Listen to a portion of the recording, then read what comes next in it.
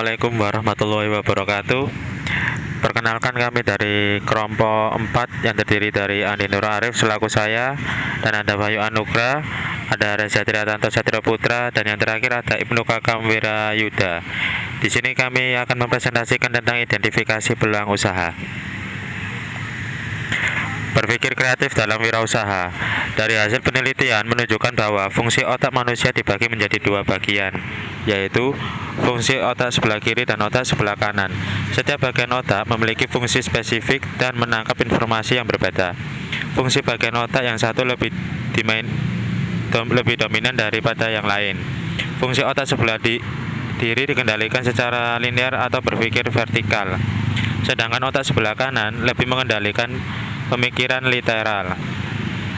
Otak sebelah kiri berperan menangkap logika dan simbol-simbol, sedangkan sebelah kanan lebih menangkap hal-hal yang bersifat intuitif dan emosional. Otak sebelah kanan menggerakkan pikiran literal dan meletakkannya pada jiwa proses kreatif.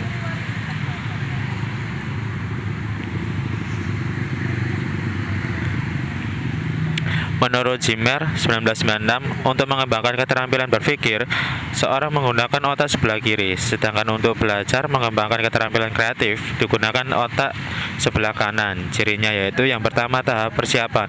Persiapan menyangkut kesiapan untuk berpikir kreatif dilakukan dalam membentuk pendidikan formal, pengalaman, magang, dan pengalaman belajar lainnya. Yang kedua, tahap penyelidikan. Dalam penyelidikan dilakukan individu yang dapat mengembangkan pemahaman mendalam tentang masalah atau keputusan.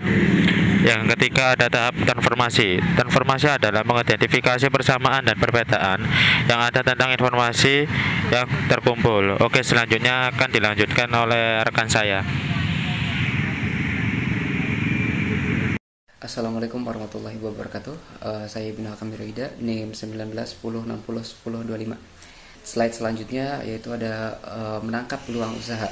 Nah, seseorang seringkali ingin untuk mendirikan usaha baru karena didorong oleh adanya peluang yang membentang di hadapan tempat tinggalnya dan juga memiliki impian dan optimisme yang berlebihan.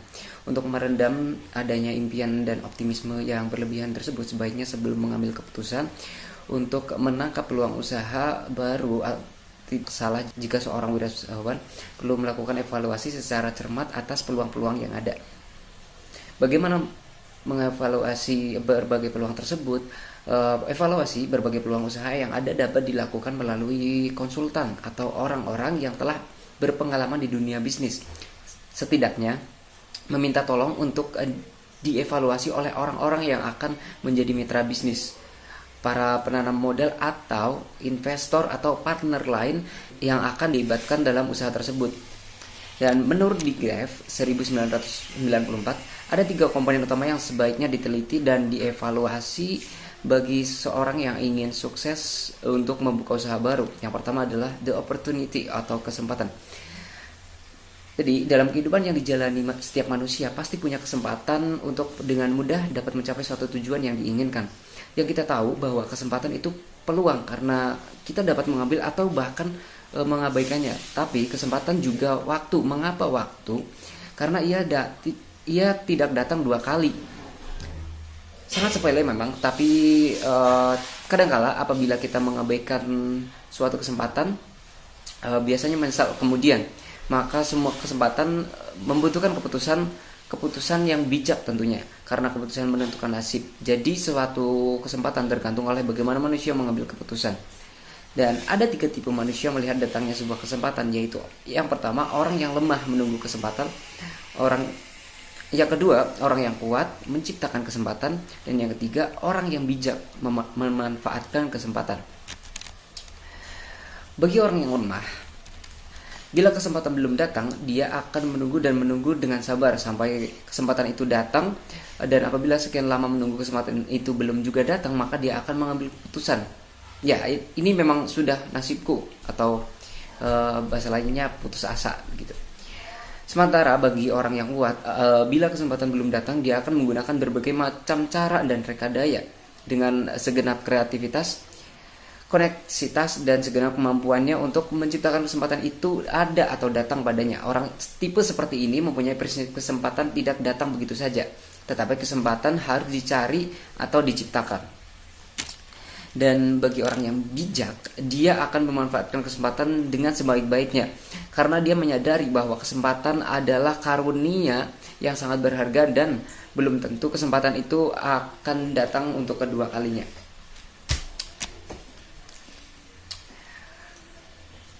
Pada kenyataannya, memang pada kondisi tertentu munculnya kesempatan itu mungkin butuh pematangan waktu.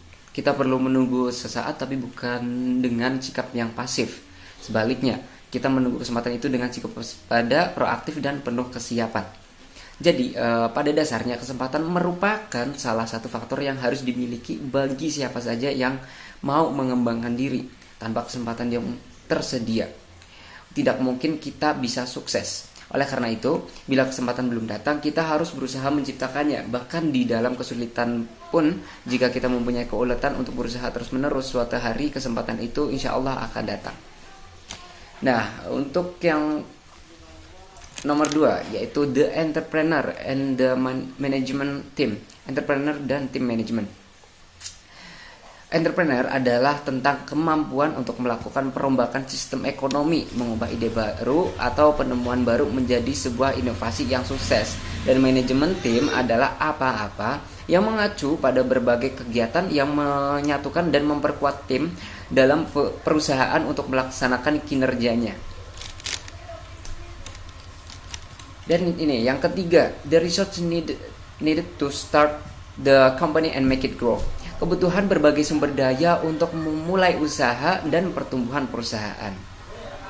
Nah, ketiga hal tersebut menurut Big Ref menjadi kunci atau komponen utama yang dapat menentukan sukses gagalnya menjalankan bisnis atau usaha.